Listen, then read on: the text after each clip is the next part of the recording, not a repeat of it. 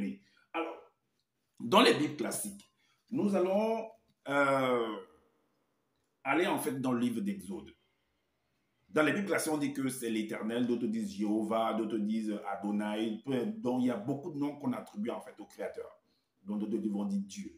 Et que c'est lui le Créateur, qu'il n'y a pas d'autre Créateur en dehors de lui.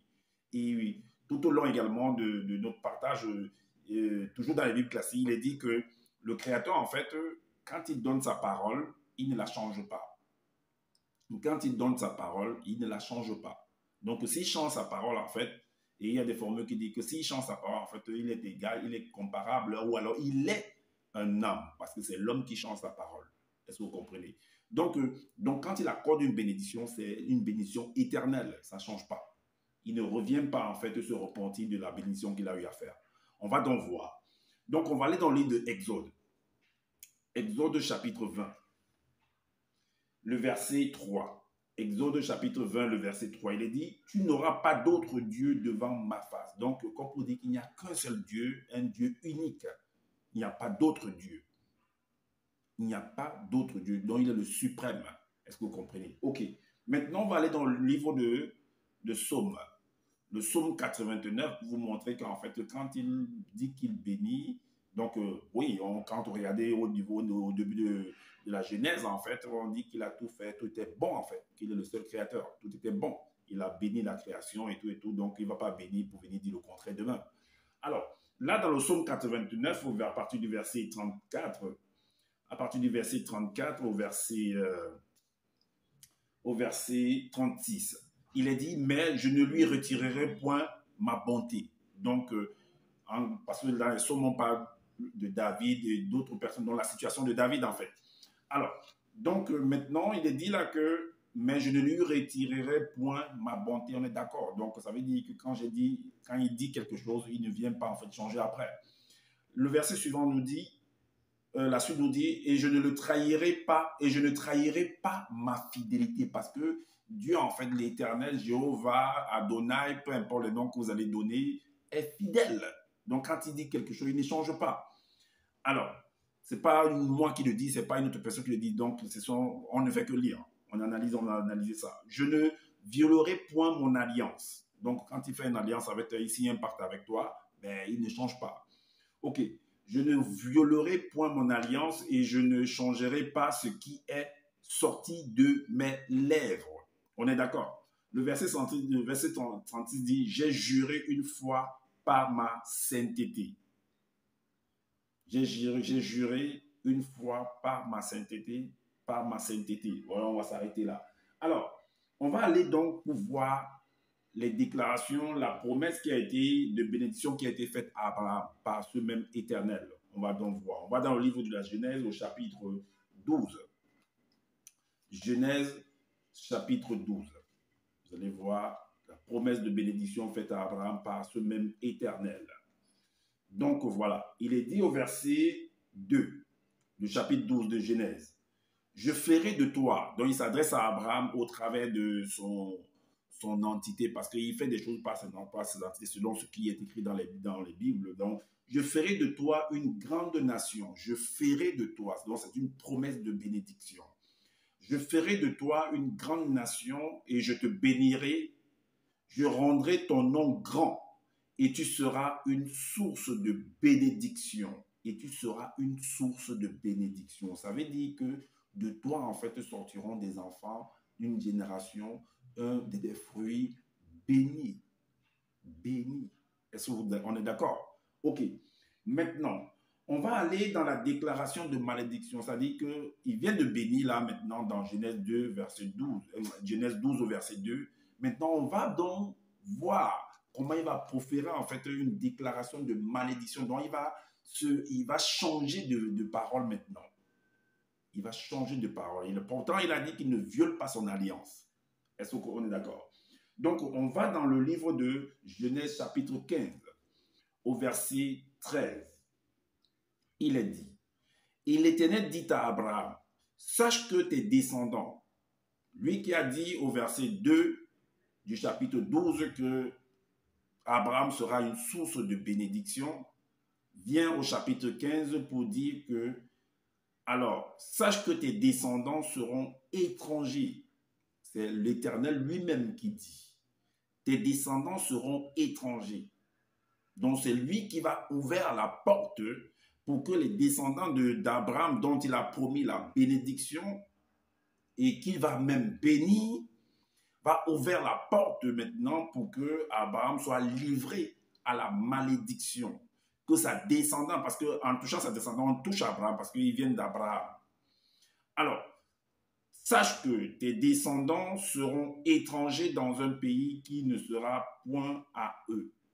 Or, ce même Éternel a dit à toujours à un ancêtre d'Abraham que je te donne en fait toute la terre, que tu sois l'héritier de la terre. Donc maintenant, il lui fait comprendre qu'il y a un territoire qui est étranger aux ancêtres d'Abraham. Pourtant, c'est lui qui est le créateur. Ok, et que tout l'appartient. Donc tes descendants seront étrangers dans un pays qui ne sera point à eux. Ils y seront asservis et on les opprimera pendant 400 ans. 400 ans. Est-ce que vous voyez? Maintenant, on va aller pour vous montrer au travers de cette bénédiction, malédiction, ce que la loi dit par rapport à ce que, bien que nous l'avons dit en fait au départ dans le livre de Psaume, mais on va rentrer plus en profondeur pour vous démontrer qu'en réalité, l'Éternel en fait ne change pas sa parole. Parce que celui qui change sa parole, il dit que c'est un homme.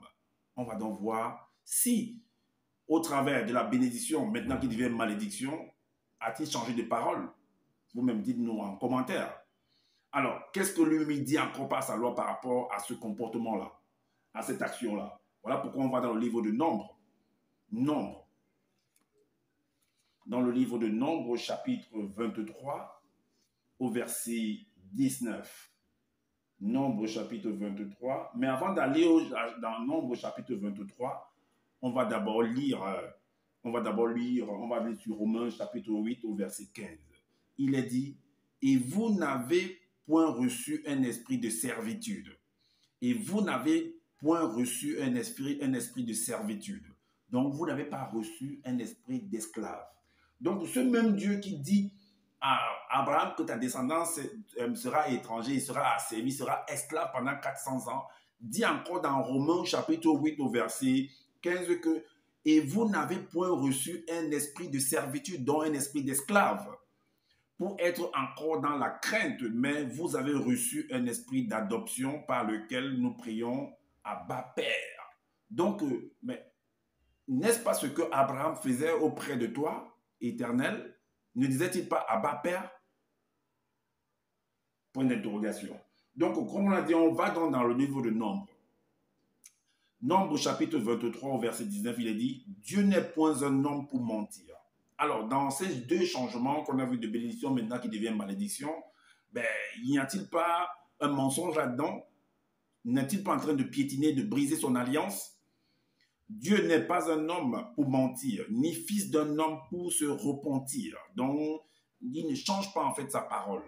Il ne change pas il brise pas son alliance, il bafoue pas en fait voilà, le projet qu'il a avec toi. Alors, donc ce qu'il a dit, ne le fera-t-il pas? Ce qu'il a déclaré, ne l'exécutera-t-il pas? Mais pourquoi il va exécuter la bénédiction, après il change, il vient encore exécuter la malédiction? Maintenant également, on va aussi dans le livre de 1 Samuel. 1 Samuel, chapitre 15, le verset 29. Il est dit, « Celui qui est la force d'Israël ne manque point. » Donc, la force des Juifs. Donc, ceux qui vont même, qu'il a promis qu'ils seront des esclaves. Donc, celui qui fait leur force, en fait, ne change pas. Celui qui est la force d'Israël, dont des Juifs, ne manque point et ne se repent point, car il n'est pas un homme pour se repentir. C'est ce qu'il dit lui-même. Ok, dans 1 Thessaloniciens 2 au verset 3. Il est dit, car notre prédication, donc ça s'adresse à tous ceux qui sont venus faire des enseignements, qui sont venus dire que non, l'esclavage, c'est ceci, c'est monté, c'est descendu. Tout ça s'adresse à tout cela, en fait. Moi, je ne fais que prendre des paroles, des écrits, et j'analyse et je vous expose, afin que vous-même puissiez également analyser à votre tour. Alors, dans tout cela, ça s'adresse à vous qui chantez à longueur de journée l'esclavage de ceci, l'esclavage de cela, l'esclavage de ceci. Alors, donc, à la conclusion, donc, il est dit ici que car notre prédication ne repose ni sur l'erreur, ni sur des motifs impurs, ni sur de la fraude. On est d'accord. Dans 2 Timothée, chapitre 3, au verset 16, il est dit, toute écriture est inspirée de Dieu. Donc, tout ce que nous avons lu là, que ce soit bénédiction, malédiction, il ne change pas. Après, il change un coup. Après, il nous dit ici que toute écriture est inspirée de Dieu et utile pour enseigner, pour convaincre, pour corriger, pour instruire dans la justice. Donc, ce que vous avez entendu là par rapport à tous ces versets que j'ai apportés là, c'est pour vous instruire. C'est pour toi qui m'écoutes là, c'est pour t'instruire en fait. C'est ce que l'Éternel est en train de dire, que c'est pour t'instruire. Que tantôt je ne change pas, je ne me repens pas, je ne change pas d'avis, je ne suis pas un homme, mais tantôt je change, je donne une bénédiction et puis je change de... Tout ça, c'est pour t'instruire, c'est ce qu'il veut te dire. À toi d'analyser maintenant. Est-ce que tu comprends?